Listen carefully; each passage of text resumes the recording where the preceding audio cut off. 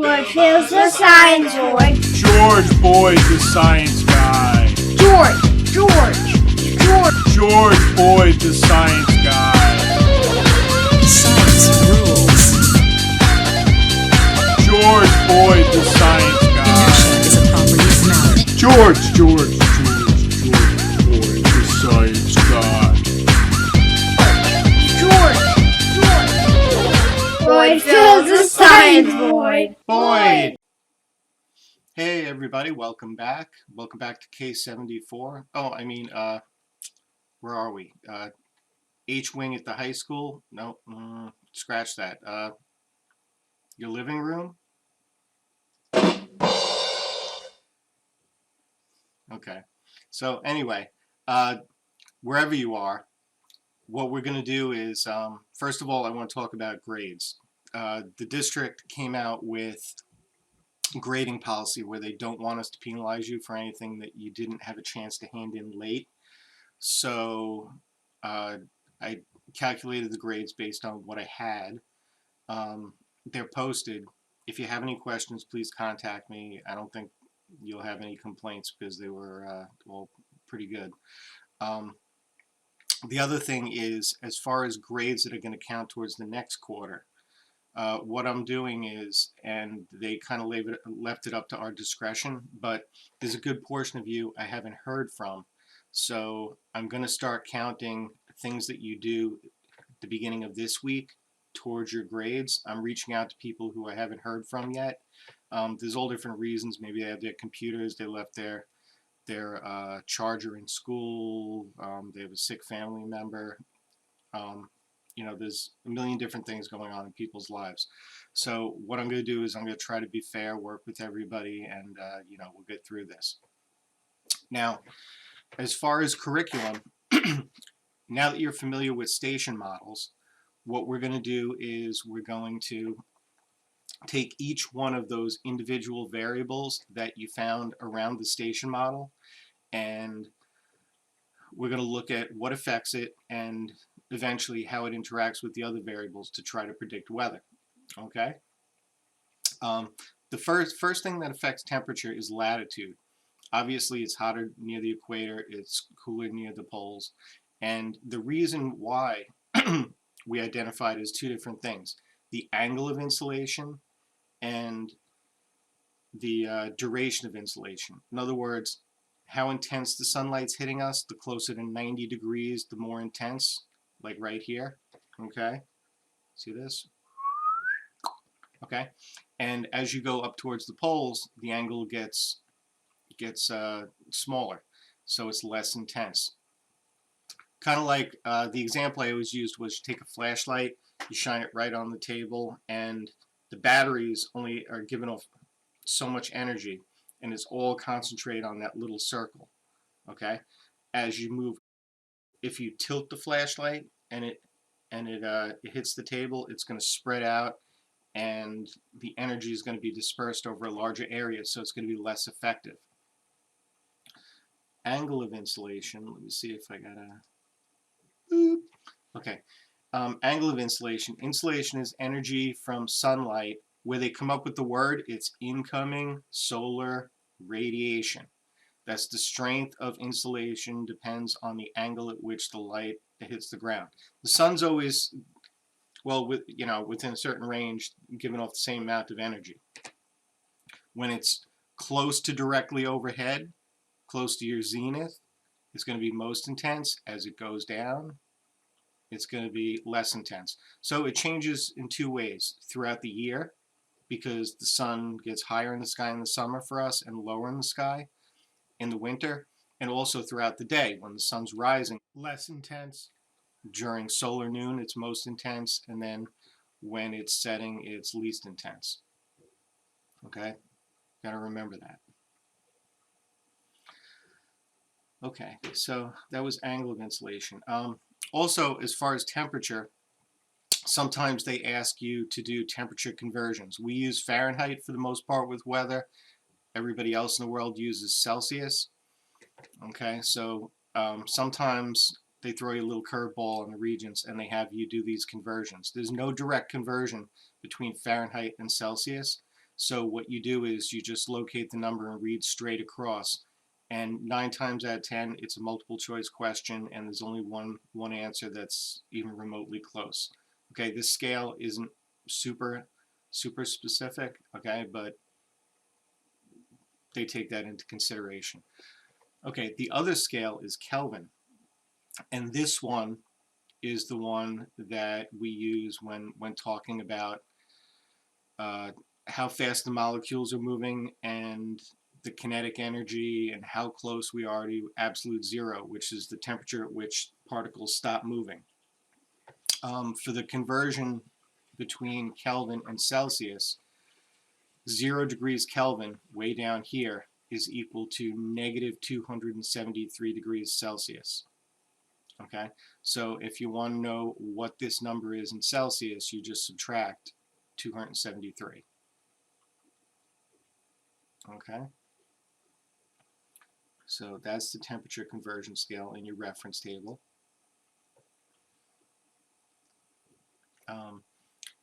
The next variable is altitude.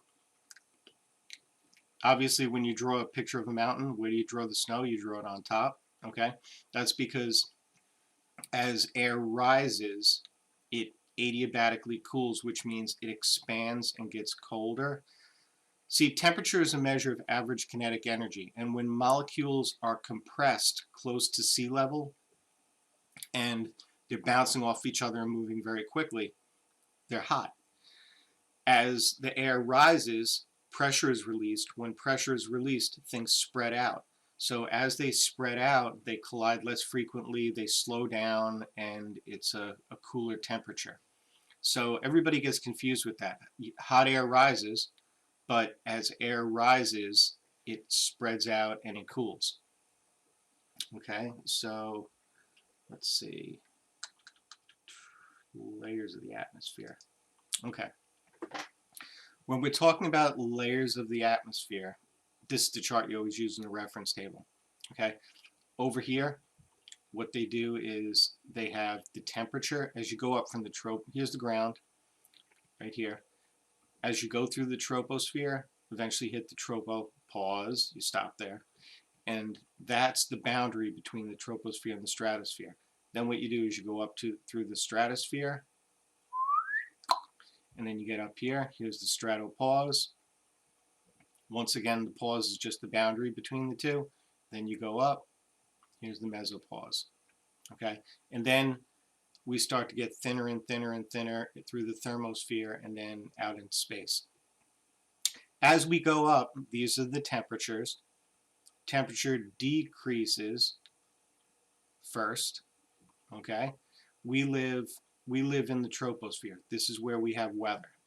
Okay, so if I was to draw, let me see, get my pen.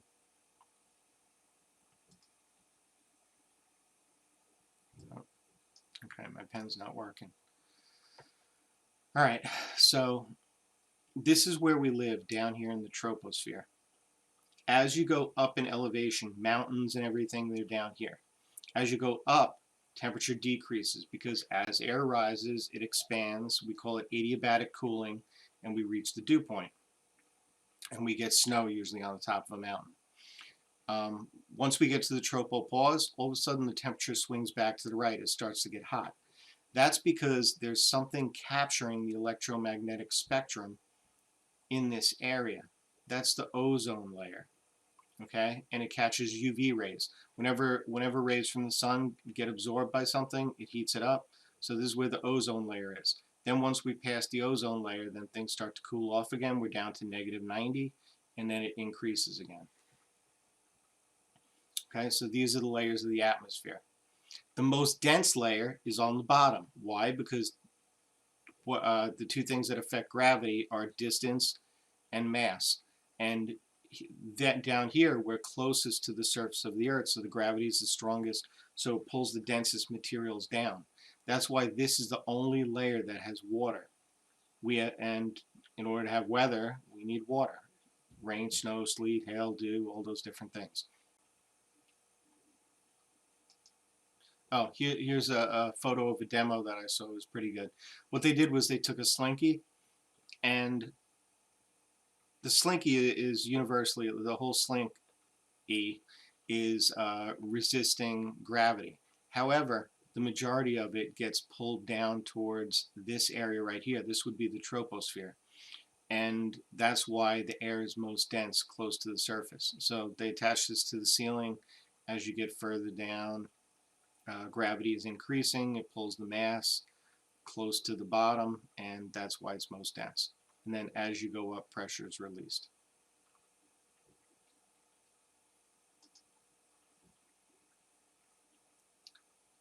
Okay, let's see. Oh, here's a short video that I want to show you guys. So just sit back and relax, grab some popcorn.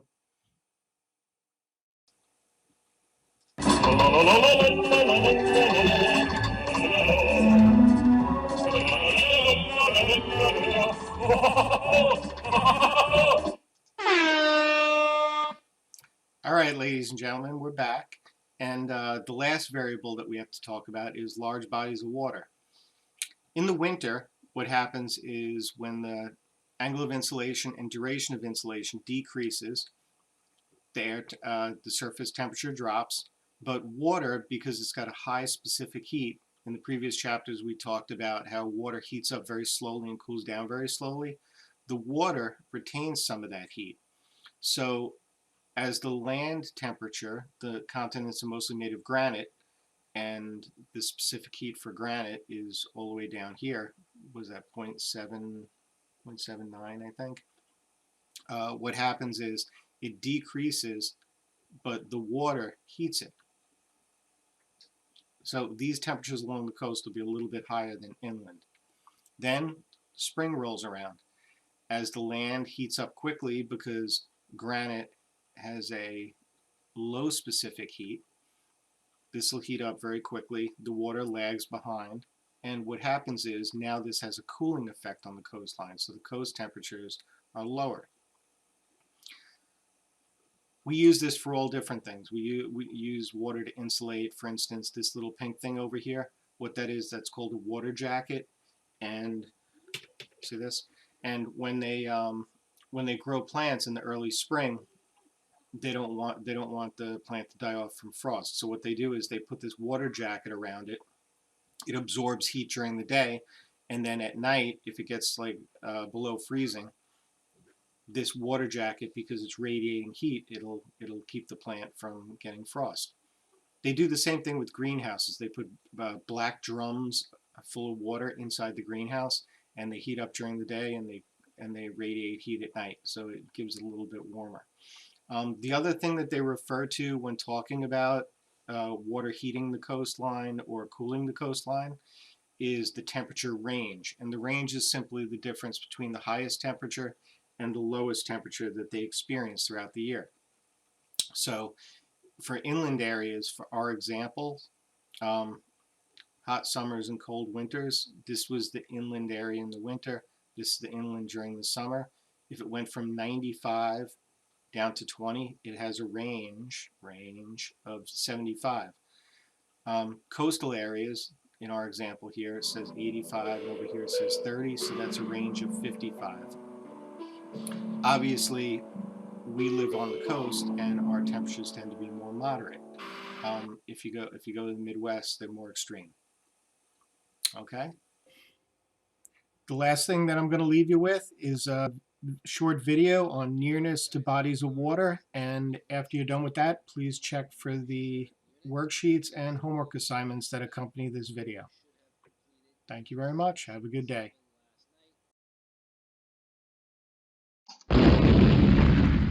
The aim says, how does the nearness of a large body of water affect the climate? So in other words, if you live next to the ocean, on the coast, how does that affect your climate compared to somebody at the same exact latitude, but further inland where they are nowhere near the water? Now, you might remember that water has a high specific heat, so it heats up and cools down more slowly. And this will impact the surrounding area if you live near a large body of water. So let's just get to it. All right, so in your notes on page 8, we're going to refer to coastal cities. Those are the ones like in Long Island that are right near the coast or near the ocean, and compare it to an inland city, somewhere possibly in the center of the United States, far away from the water. But we are going to try to keep everything else the same, more or less, and for now, particularly being at the same latitude, which is the #1 factor affecting climate. So, if you live in a coastal city, you will have a smaller temperature range. So from yesterday, you should know that that means that the range is the difference between the high and the low.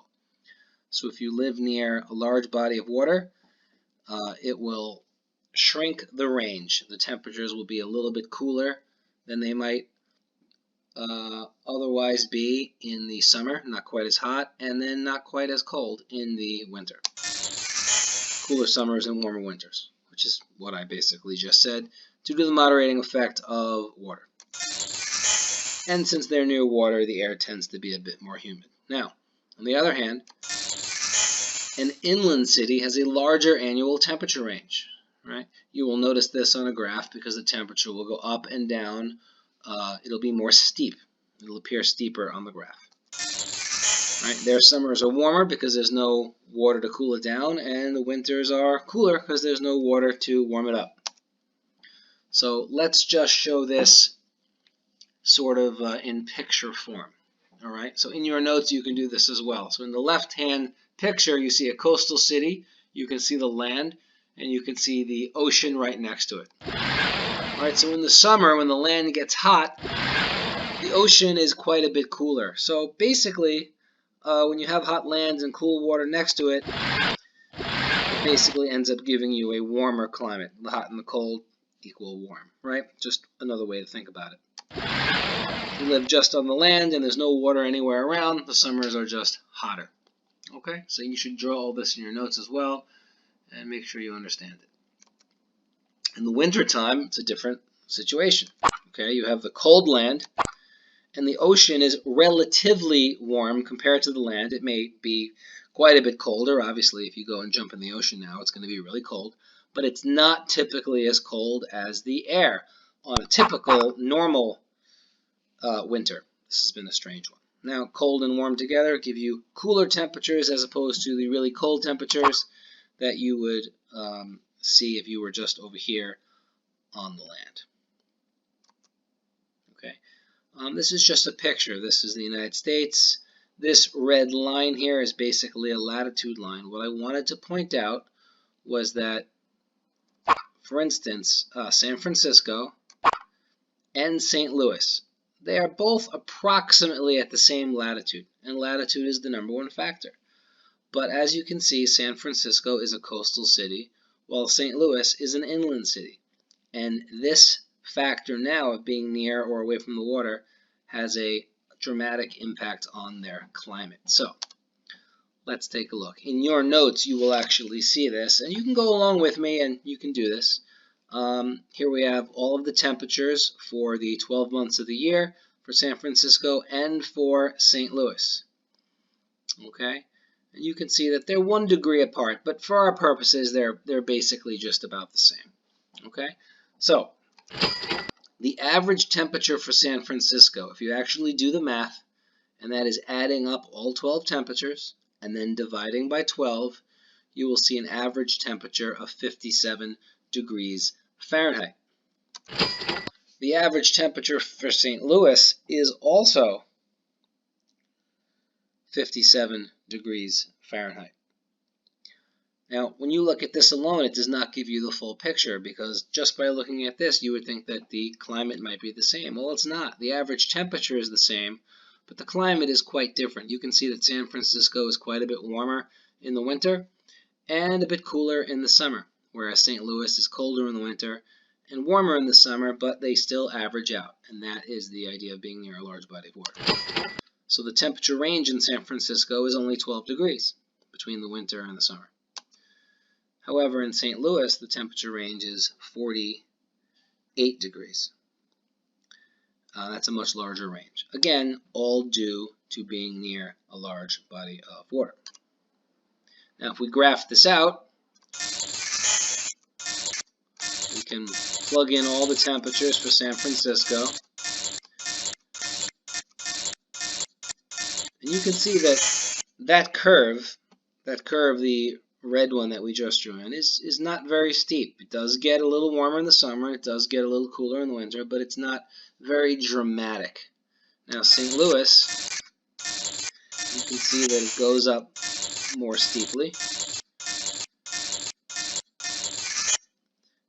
And you can see this. So this is the dead giveaway, okay? It rises higher in the summer, lower in the winter. There's a much larger range. You can tell by the way the graph looks, okay? That's pretty much exactly what you need to be able to recognize.